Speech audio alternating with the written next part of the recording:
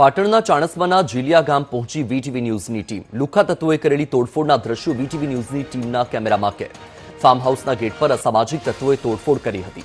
સુરક્ષા માટે ગેટ પાસે તૈનાત પોલીસ પર હુમલો થયો હતો. ભાવેશ રબારીના ફાર્મ હાઉસ પર અસામાજિક તત્વોએ તોફાન મચાવ્યું હતું. 20 લોકોના ટોળાએ પોલીસ પર હુમલો કર્યો હતો. હુમલામાં કોઈ જાનહાનિ થઈ નથી.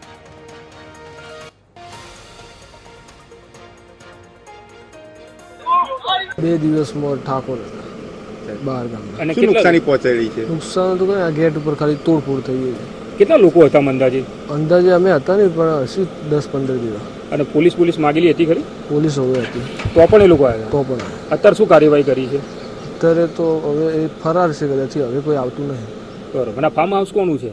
દેસાઈ ભાવેશભાઈ ગરદેવભાઈ. બરોબર. અહીં લોકો રહે છે કે નહીં રહે? હવે રહે છે 2-3 લોકો. પાટણ જિલ્લાની અંદર જે રીતે અસામાજિક તત્વોનો આતંક યથાવત આવે છે અને ખુદ ખાખી ધારી પણ સુરક્ષિત ના હોય એવા વિડીયો હચમચાવી દે તેવા સામે આવ્યા હતા. ત્યારે દ્રશ્યો બતાવવા માંગીશ કે જે ચાણસ્મા તાલુકાના જીલિયા ગામની અંદર જે ભાવેશ રબારીનું ફાર્મ આવેલું છે ત્યાં ગાડી જે 20થી વધુ અસામાજિક તત્વો અલગ અલગ 6 થી 7 જેટલી ગાડીઓ લઈને અહીંયા ધસી આવે છે અને ત્યારબાદ જે સુરક્ષા માટે પોલીસ કર્મચારીઓ અહીંયા ઊભા હતા, પ્રથમ તેઓની ઉપર અસામાજિક તત્વો દ્વારા હુમલો કરવામાં આવે છે. એટલે ક્યાંક ને ક્યાંક ગુજરાતની અંદર ખાખી પણ સુરક્ષિત નથી તેવા દ્રશ્યો કેમેરામાં કેદ થયા હતા. સીસીટીવીની અંદર જે રીતે જોવા મળતા હતા દ્રશ્યો કે જ્યાં ગાડી પોલીસ કર્મચારીઓ અહીંયા હાજર હતી ને એ દરમિયાન જે અલગ અલગ 6 થી 7 જેટલી ગાડીઓની અંદર અસામાજિક તત્વો ધસી આવે છે અને પ્રથમ પોલીસની ગાડી ઉપર હુમલો કરે છે અને ત્યારબાદ જે આ ફાર્મ આવેલું છે ત્યાં ફાર્મની અંદર પણ જાય છે. પરંતુ ફાર્મની અંદર કોઈ પણ જાતનું અહીંયા ત્યાં અસામાજિક તત્વો દ્વારા નુકસાન નથી કરવામાં આવ્યું, પરંતુ જે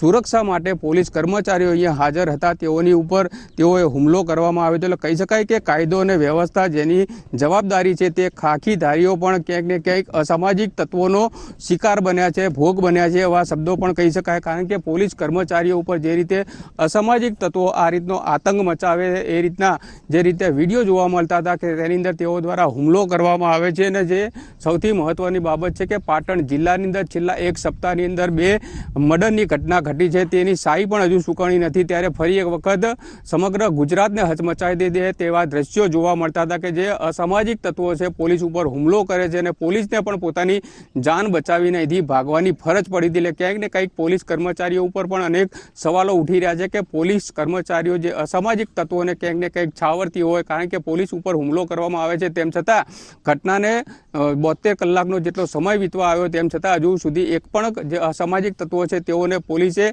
પકડ્યો નથી. એટલે કંઈક ને ક્યાંક પોલીસ કર્મચારીઓ આવા અસામાજિક તત્વોની સામે ક્યાંક ને ક્યાંક વામણ સાબિત થયા હોય એ રીતના જોવા મળી રહ્યું છે. ત્યારે આ બાબતે હજુ પણ પોલીસ કર્મચારી એટલે કે જિલ્લા એસપી પણ કંઈ પણ બોલવાનો નનૈયો ભણી રહ્યા છે.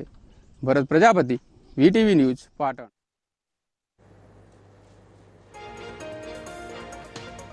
તો આ જે ઘટનાએ અનેક સવાલો ઉઠાવ્યા છે, કારણ કે લુખ્ખા તત્વો કે જેને કાયદાનો ડર નથી, પોલીસનો ડર નથી, ધીંગાણું કરવા માટે પહોંચ્યા ફાર્મ હાઉસ પર અને ત્યાં હુમલો કરવામાં આવ્યો.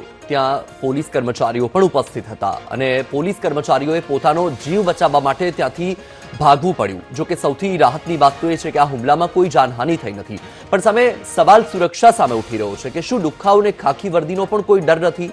અને જો ખાખી વર્દીનો પણ આ લુખ્ખાઓને ડર નથી તો પછી સામાન્ય જનતા સુરક્ષિત કેવી રીતે? લુખ્ખા તત્વોથી પોલીસ પણ ડરી રહી છે તો સામાન્ય લોકોની સુરક્ષા કેવી રીતે કરશે?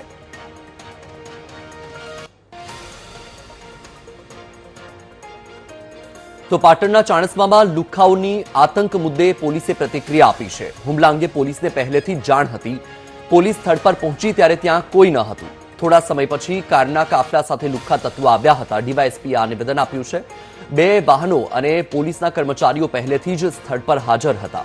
ગાડીઓમાંથી ઉતરીને અસામાજિક તત્વો પથ્થરમારો કરવા લાગ્યા હતા. ઘાતક હથિયારોથી લુખ્ખાઓએ હુમલાનો પ્રયાસ કર્યો હતો. પોલીસની વધુ ટીમ સ્થળ પર હાજર ન હોવાથી પીછેહટ કરવી પડી. ઘટના પછી પોલીસની વધુ ટીમ સ્થળ પર દોડી ગઈ હતી. બીજી વખત પોલીસની ટીમ સ્થળ પર ગઈ ત્યારે શખ્સો સ્થળ પરથી ફરાર થઈ ગયા હતા. 2026ના રોજ જીલિયા ગામના ભાવેશભાઈ દેસાઈની ચાણસ્મા પોલીસ સ્ટેશન ઉપર એક વર્દી આવેલી હતી કે એમના ફાર્મ હાઉસ ઉપર કેટલાક કિસ્સામાં હુમલો કરવા માટે આવનાર છે. આ વર્દીના આધારે ચાણસ્મા પોલીસ સ્ટેશનની 112ની ગાડી તાત્કાલિક ઘટના સ્થળ ઉપર પહોંચી ગઈ હતી. ઘટના સ્થળ ઉપર પહોંચતા ત્યાં કોઈ પણ ઇસમો મળી આવેલ નહીં, પરંતુ તકેદારીના ભાગરૂપે ત્યાં 112ની ગાડી અને ચાણસ્મા પોલીસ સ્ટેશનની વધુ એક પોલીસની ગાડીએ ત્યાં હોલ્ટ રાખેલો હતો અને જ્યારે પોલીસની ગાડી પરત આવી ત્યારે ઘટના ઉપર આ જે ઈસમો હતા એ મળી આવેલ નહોતા, પરંતુ આ ગુનાની ગંભીરતાને ધ્યાનમાં લેતા પોલીસે કોમ્બિંગ દરમિયાન આ જે ઈસમો હતા એમાંથી 3 ઈસમોને ડિટેન કરેલા છે, એક ગાડી પણ ડિટેન કરેલી છે અને આ સમગ્ર ઘટનાને બાદ જે ફરિયાદીની ફરિયાદ છે એના આધારે કુલ 3 નામજોગ આરોપી અને 15 થી 20 અજાણ્યા ઈસમો વિરુદ્ધ રાયોટિંગ અને જીપી એક્ટની રિલેવન્ટ સેક્શન અંતર્ગત ઓફેન્સ રજીસ્ટર કરવામાં આવ્યો છે. આગળ વાત કરી